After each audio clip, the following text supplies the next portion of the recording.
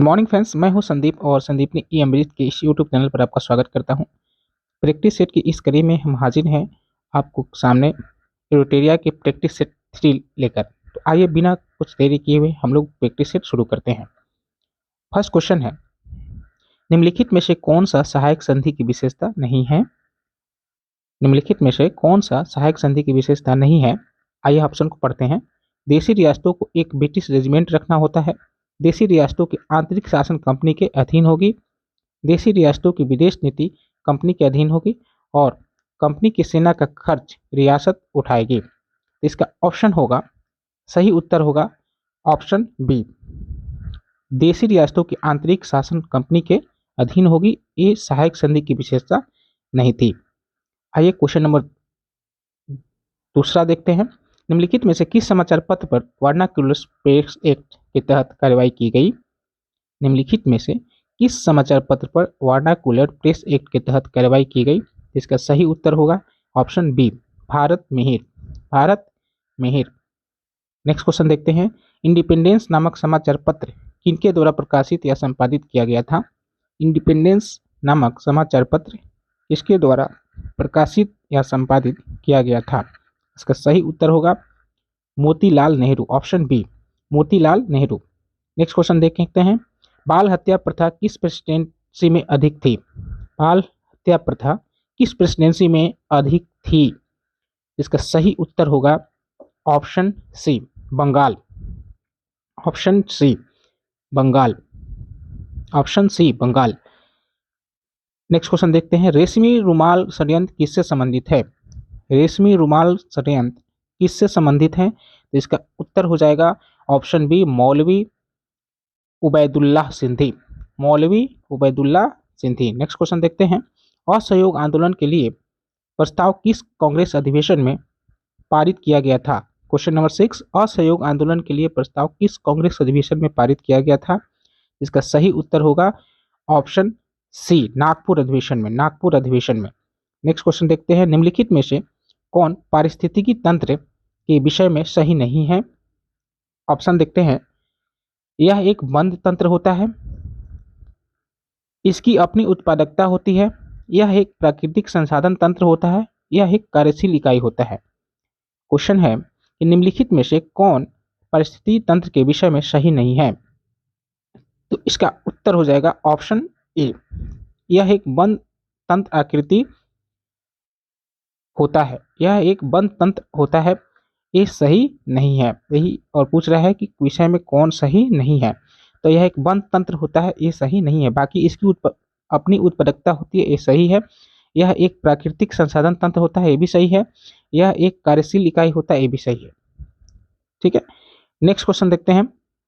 निम्नलिखित में कौन प्रसिद्ध जैविक हॉटस्पॉट है?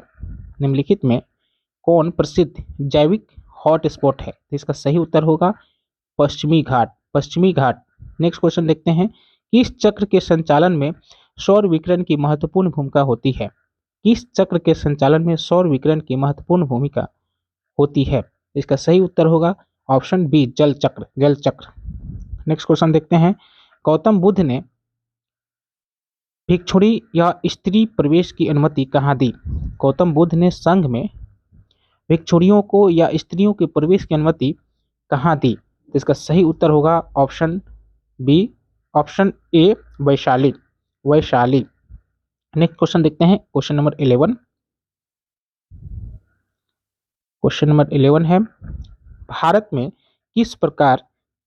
के किस क्षेत्र में सर्वाधिक दैनिक तापांतर पाया जाता है? भारत के किस क्षेत्र में सर्वाधिक दैनिक तापांतर पाया जाता है? इसका सही उत्तर होगा मरुस्थलीय क्षेत्र। सही उत्तर होगा मरुस्थलीय क्षेत्र। नेक्स्ट क्वेश्चन देखते हैं। Question number 12। 3 जनवरी को उपसौर की घटना होती है। 3 जनवरी को उपसौर की घटना होती है। तो उपसौर की घटना 3 जनवरी को क्या होती है? उसकी ऑप्शन देखते हैं।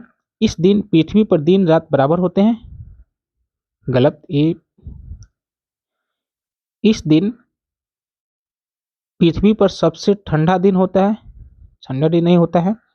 इस दिन पृथ्वी सूर्य की दूरी सबसे न्यूनतम होती है। हाँ, ऑप्शन सी, ऑप्शन सी इसका उत्तर होगा। इस दिन पृथ्वी सूर्य की दूरी सबसे अधिक होती है, ये गलत होगा। 3 जनवरी को उपसौर की घटना ये प्रतीत करती है, 3 जनवरी को उपसौर की घटना होती है और इस घटना में इस दिन पृथ्वी सूर्य की दूरी सबसे न्यूनतम होती है। यानी उपसौर की घटना में जो कि 3 जनवरी को होती है, इस दिन पृथ्वी और सूर्य की दूरी जो होती है सबसे कम होती है। नेक्स्ट क्वेश्चन देखते हैं, कौन सी भूकंप तरंगे सबसे अधिक विनाशकारी होती है? कौन सी भूकंप तरंगे सबसे अधिक विनाशकारी होती है? तो उत्तर हो जाएगा एल तरंगे, एल तरंगे। नेक्स्ट क्वेश्चन देखते हैं, निम्नलिखित में कौन सही सुमेलित है? निम्नलिखित में कौन सही सुमेलित है? तो आइए देखते हैं, रेड क्लिफ भारत और चीन गलत, रेड क्लिफ भारत और चीन से संबंधित नहीं है। डुरान रेखा भारत और पाकिस्तान बिल्कुल गलत। मैगिनोट रेखा फ्रांस और जर्मनी, हाँ ये सही है।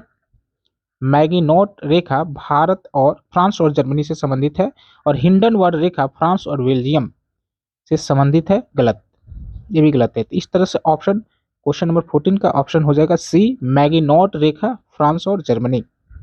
नेक्स्ट क्वेश्चन देखते हैं, निम्नलिखित में कौन सी पर्वत श्रृंखला सबसे लंबी है? निम्नलिखित में कौन सी पर्वत श्रृंखला सबसे लंबी है? तो आप जानते होंगे एंडीज, एंडीज। नेक्स्ट क्वेश्चन देखते हैं, क्वेश्चन नंबर 16, किस अधिनियम द्वारा केंद्रीय बजट को राज्यों के बजट से अलग कर दिया गया? कौन से अधिनियम द्वारा केंद्रीय बजट को राज्यों के बजट से अलग कर दिया गया? तो इसका सही उत्तर होगा ऑप्शन बी, भारत शासन अधिनियम 1919 द्वारा, भारत शासन अधिनियम 1919 द्वारा केंद्रीय बजट को राज्यों के बजट से अलग कर दिया गया। नेक्स्ट क्वेश्चन देखते हैं, 17, निम्नलिखित में से किस योजना के आधार पर संविधान सभा का गठन हुआ था?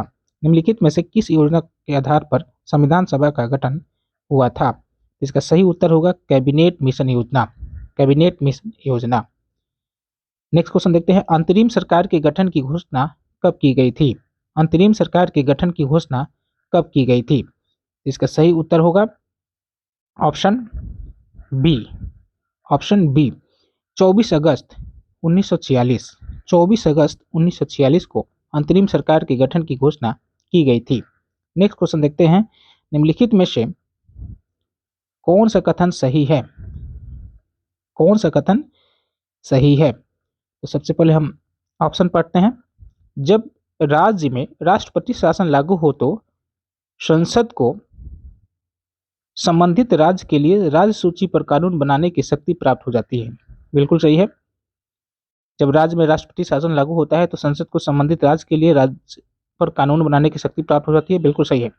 राष्ट्रपति शासन के उपरांत भी संसद द्वारा बनाया गया कानून प्रभावी रहता है, राष्ट्रपति शासन के उपरांत भी संसद द्वारा बनाया गया कानून प्रभावी रहता है, बिल्कुल सही। इस तरह से ऑप्शन क्या हो जाएगा? ऑप्शन सी 1 और 2 दोनों सही। नेक्स्ट क्वेश्चन देखते हैं, क्वेश्चन नंबर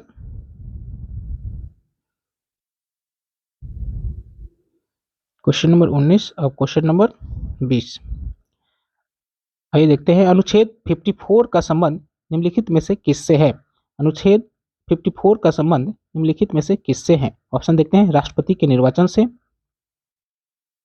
राष्ट्रपति के पदावधि से, उपराष्ट्रपति के निर्वाचन की रीति से, राष्ट्रपति के शपथ से। तो अनुच्छेद 54 का संबंध जो है राष्ट्रपति के निर्वाचन से संबंधित है, राष्ट्रपति के निर्वाचन से संबंधित है अनुच्छेद 54। तो इसका ऑप्शन ए सही हो जाएगा।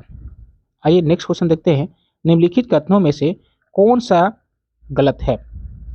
तो ऑप्शन को पढ़ते हैं कि कौन सा गलत है कथन। क्वेश्चन नंबर 21, ऑप्शन है राज्य लोक सेवा आयोग, राज्य लोक सेवा आयोग के सदस्यों और अध्यक्ष की नियुक्ति राज्यपाल द्वारा की जाती है, बिल्कुल सही। राज्य लोक सेवा आयोग के सदस्यों और अध्यक्ष की नियुक्ति जो है राज्यपाल द्वारा की जाती है, ये सही है। राज्य लोक सेवा आयोग के अध्यक्ष या सदस्य कार्यकाल के बाद को पुनः नियुक्त नहीं किया जा सकता, ये भी ऑप्शन सही है। राज्य लोक सेवा आयोग के अध्यक्ष या सदस्यों की पुनः नियुक्त नहीं किया जाता है, ये सही है। फिर बोल रहा है कि राज्य लोक सेवा आयोग के अध्यक्ष या सदस्यों के वेतन भत्ता राज्य संचित निधि से दिया जाता है, जबकि पेंशन भारत से संचित निधि से दिया जाता है। राज्य लोक सेवा आयोग के अध्यक्ष और सदस्यों के वेतन भत्ता राज्य संचित निधि से दिया जाता है, जबकि पेंशन भारत के संचित निधि जाता है। ये गलत है, ये गलत है। और नेक्स्ट है, राज्य लोक सेवा आयोग के सदस्यों और अध्यक्ष को उसके पद से हटाने की शक्ति राज्यपाल के पास नहीं है।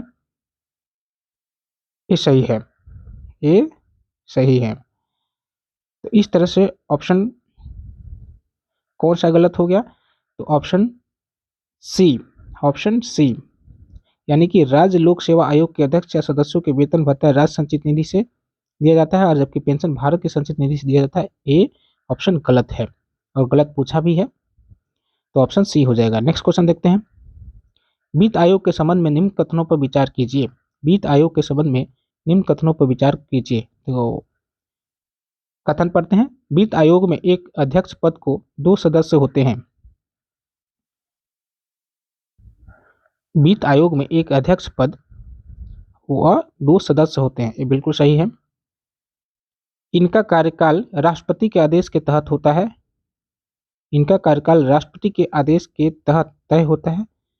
ये गलत है, ये सॉरी। क्वेश्चन पूछा है निम्नलिखित में से कौन गलत है।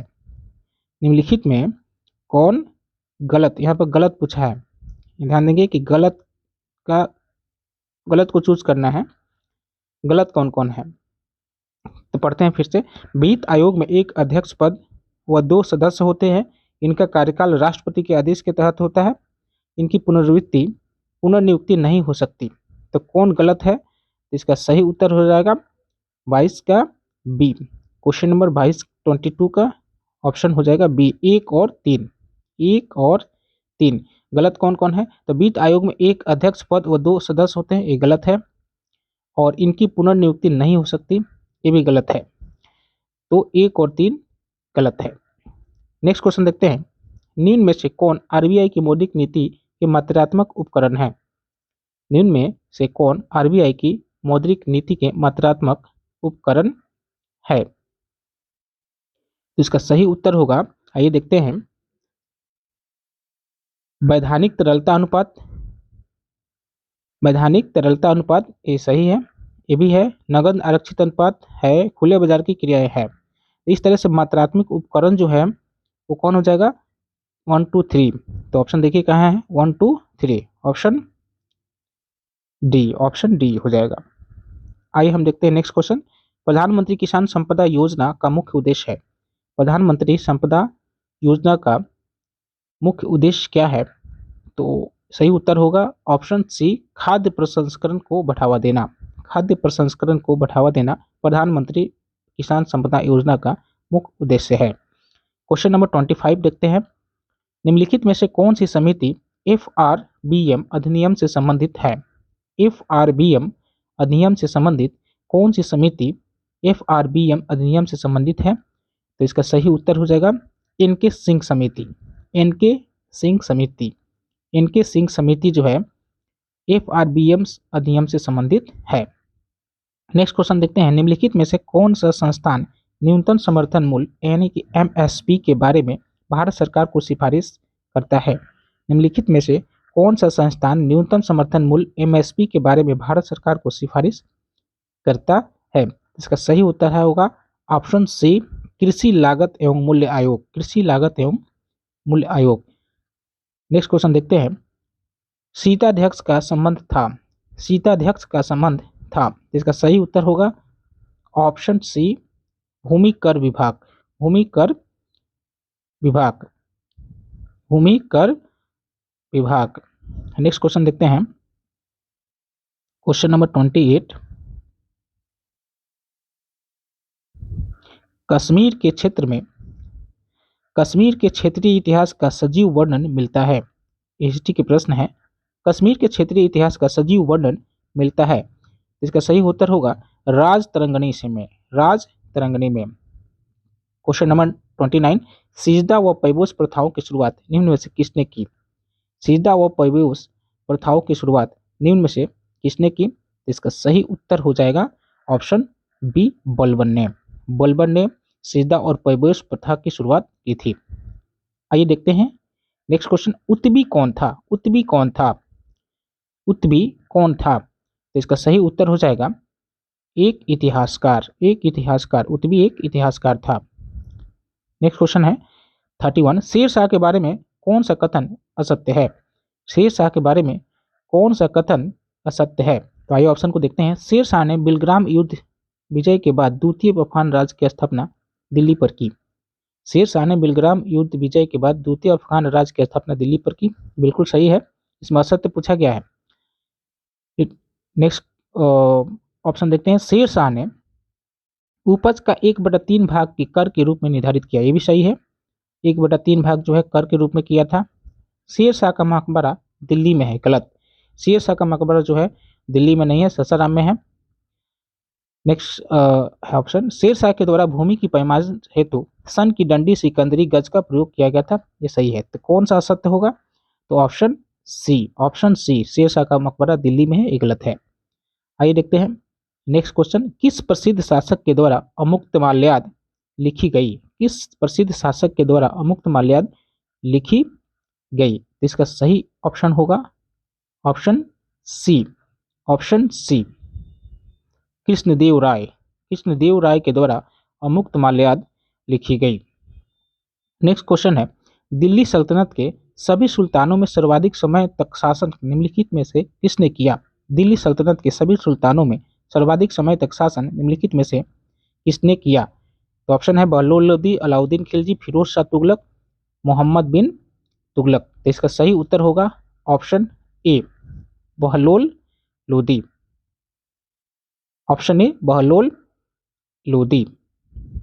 नेक्स्ट क्वेश्चन है, निम्नलिखित में से कौन सा पदार्थ केंद्रक में सर्वाधिक मात्रा में पाया जाता है? निम्नलिखित में से कौन सा पदार्थ केंद्रक में सर्वाधिक मात्रा में पाया जाता है? तो इसका सही उत्तर होगा प्रोटीन जो है केंद्रक में सर्वाधिक मात्रा में पाया जाता है। नेक्स्ट क्वेश्चन देखते हैं, प्रकाश संश्लेषण की प्रकाशिक अभिक्रियाएं क्लोरोप्लास्ट में कहाँ संपन्न होती है? प्रकाश संश्लेषण की प्रकाशिक अभिक्रियाएं क्लोरोप्लास्ट में कहाँ संपन्न होती है? इसका सही उत्तर होगा ग्रेना में। हेलोफाइट्स होता है तो हेलोफाइट्स क्या होता है? तो इसका सही उत्तर होगा ऑप्शन डी, वे पौधे जो लौरों वाली मिट्टी में उगते हैं उसको कहते हैं हेलोफाइट्स। वे पौधे जो कि लौरों वाली मिट्टी में उगते हैं उसको कहते हैं हेलोफाइट्स। निम्न में से कौन सा टेस्ट एड्स के लिए किया जाता है? निम्न में से कौन सा टेस्ट एड्स के लिए किया जाता है? तो देखते हैं कौन सा टेस्ट जो है एड्स के लिए किया जाता है। तो पीसीआर ये किया जाता है एड्स के लिए, और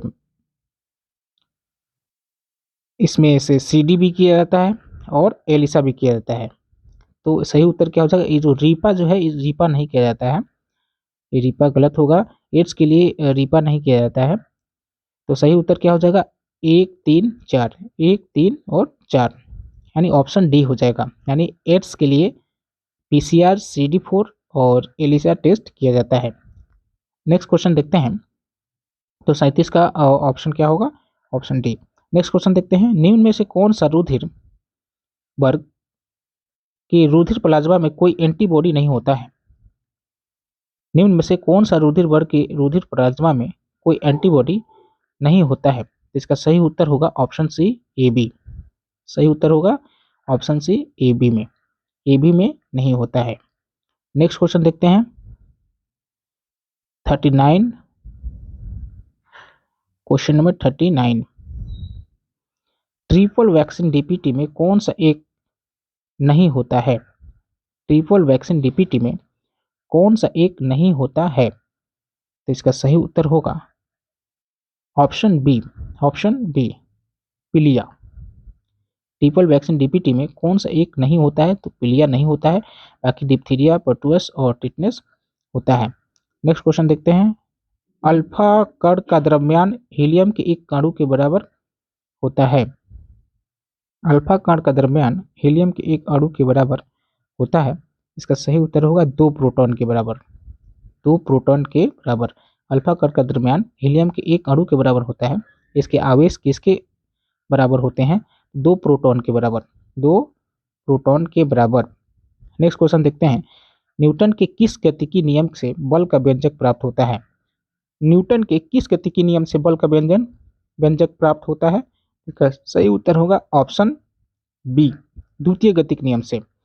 द्वितीय गति नियम से बल का व्यंजक प्राप्त होता है।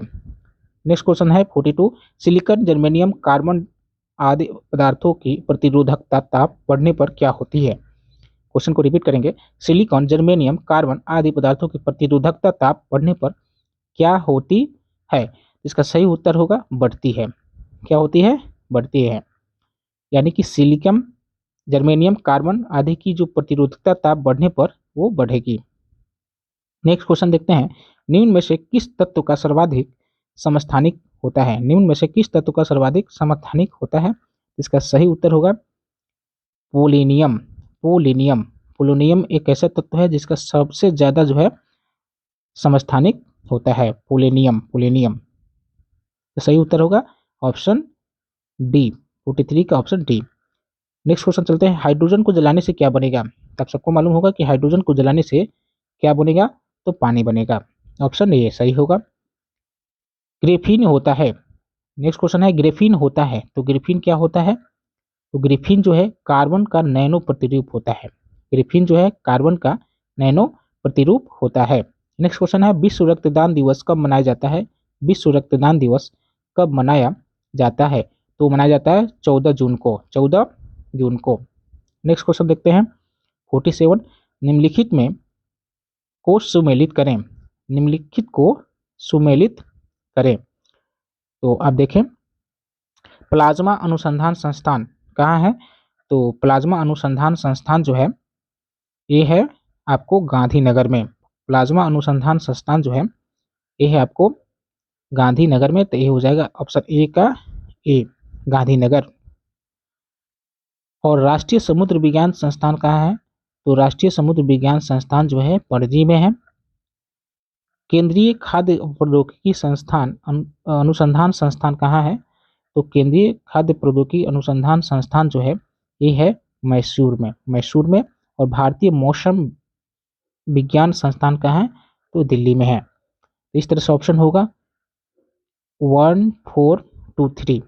तो ऑप्शन देखेंगे 1 4 2 3 क्या है? तो ऑप्शन डी है। ऑप्शन डी है। तो आइए नेक्स्ट क्वेश्चन देखते हैं 48, पंचरात्र का संबंध किस धर्म से है? यहाँ पर देखेंगे पंचरात्र है, पंचतंत्र नहीं है। पंचरात्र का संबंध किस धर्म से है? तो पंचरात्र का संबंध जो है ऑप्शन इसका सही उत्तर होगा वैष्णव धर्म से है। वैष्णव धर्म से है। अब देखेंगे 49 नंबर क्वेश्चन। 49 नंबर क्वेश्चन है, एकमात्र भारतीय जिसने रसायन के क्षेत्र में नोबेल पुरस्कार प्रदान किया गया है। एकमात्र भारतीय जिसे रसायन के क्षेत्र में नोबेल पुरस्कार प्रदान किया गया है वे कौन है? तो वे है वेंकटरमन रामकृष्णन। वेंकटरमन रामकृष्णन। नेक्स्ट क्वेश्चन है जो कि लास्ट क्वेश्चन है इस सेट का, भारतीय नौसेना की पहली महिला पायलट लेफ्टिनेंट शिवांगी स्वरूपनी वे किस राज्य की रहने वाली है? क्वेश्चन रिपीट करते हैं कि भारतीय नौसेना की पहली महिला पायलट लेफ्टिनेंट शिवांगी स्वरूपनी वे किस राज्य की रहने वाली है? इसका सही उत्तर होगा ऑप्शन बी। ऑप्शन बी जो है सही उत्तर होगा कि पायलट लेफ्टिनेंट, महिला पायलट लेफ्टिनेंट शिवांगी जो है बिहार राज्य की रहने वाली है। तो इस तरह से दोस्तों ये अरुटेरिया सामान्य ज्ञान की तीसरी सेट थी। बने रहिए हमारे वीडियो के साथ। अगर अच्छा लगे तो लाइक कीजिए, शेयर कीजिए। Thank you. Have a nice day.